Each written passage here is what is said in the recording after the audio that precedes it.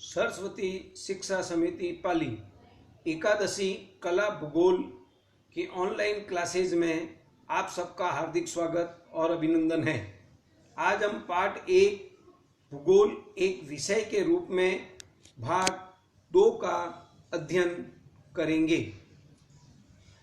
भूगोल एक समांकलन विषय के रूप में भूगोल एक संश्लेषणात्मक विषय है जो समय के साथ प्रत्येक भौगोलिक तथ्य जो परिवर्तित होते रहते हैं, हम उसे भौतिक और प्राकृतिक व सामाजिक विज्ञान के रूप में और उनके आपसी संबंधों की यहाँ पर चर्चा करेंगे।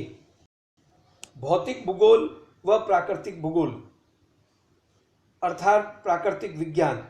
भौतिक भूगोल की सभी शाखाएं प्राकृतिक विज्ञान की अंतरापृष्ठ शाखाएं हैं, जिनमें भूमंडल, मौसम, जल, मृदा, वनस्पति आदि से निकट संबंध होता है। साथ ही भूगोलवेत्ता को समस्त भूमंडल और ब्रह्मांड इन सबकी जानकारी होनी चाहिए। इसके लिए खगोल अध्ययन में मानचित्र में निपुण होना चाहिए। इसीलिए गणित व कला में प्रवीणता आवश्यक है। भूगोल एवं सामाजिक विज्ञान। भूगोल व सामाजिक विज्ञान का घनिष्ठ संबंध है, क्योंकि प्रकृति में जीव जंतु व प्राणी अपने क्रियाओं द्वारा प्रकृति को प्रभावित करता है। इसी के फलस्वरूप सामाजिक क्रिया से समाज विज्ञान अर्थात सामाजिक भूगोल का जन्म होता है। राजनीतिक क्रियाओं से राजनीतिक विज्ञान, जिससे राजनीतिक भूगोल का जन्म होता है। आर्थिक क्रियाओं से आर्थिक विज्ञान के साथ में आर्थिक भूगोल का जन्म होता है। इस प्रकार से भूगोल की अनेक शाखाओं का जन्म होता है और इनका एक दूसरों से घनिष्ठ संबंध होता है। हम यहाँ पर इन संबंधों को समझने का प्रयास करेंगे।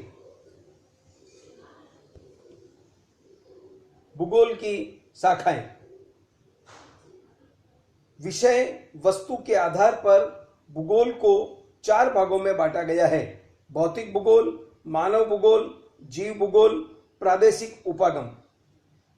भौतिक भूगोल के अंतर्गत हम पृथ्वी की बाह्य आकृति और आंतरिक आकृति, इनके साथ में पर्यावरण, जलवायु, जल, मृदा आदि का अध्ययन किया जाता है।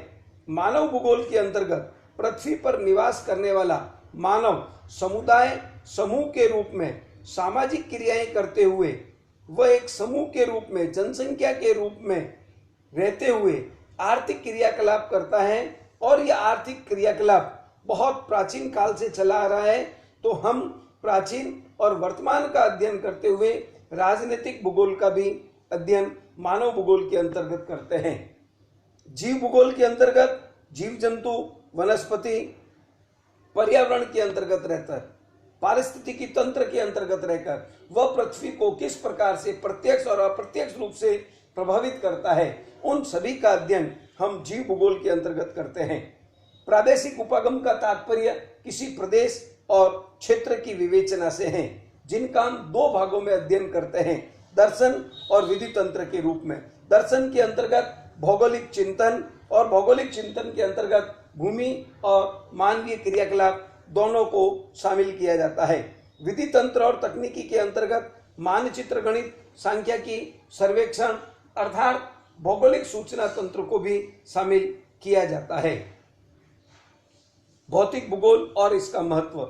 भौतिक भूगोल में हम निम्न तथ्यों और आपसी संबंधों की विवेचना करते हैं, जिनमें भूमंडल, वायुमंडल, जलमंडल, जैविक मंडल ये एक दूसरों से जुड़े हुए होते हैं। प्रत्यक्ष अप्रत्यक्ष रूप से ये दोनों को प्रभावित करते हैं। इसलिए हम इनके संबंधों की विवेचना करते हुए भूमंडल के अंतर्गत भू आकृति, प्रवाह, उच्चावच का अध्ययन करेंगे। वायुमंडल के अंतर्गत वायुमंडल की संरचना, मौसम और मौसम के माध्यम से जलवायु तत्वों का अध्ययन किया जाता है। साथ में जलमंडल के अंतर्गत समुद्र, झीलें और नदियों का अध्ययन किया जाता है। जैव मंडल के अंतर्गत जीव जंतु, प्राणी और वनस्पति का अध्ययन किया जाता है। इनके अलावा प्राकृतिक संसाधन, मानवीय क्रियाएं, पारिस्थितिकी संतुलन, नियोजन, सतत विकास, गुणवत्ता आदि का अध्ययन भी हम भूगोल के महत्व के रूप में रेखांकित करते हैं। धन्यवाद।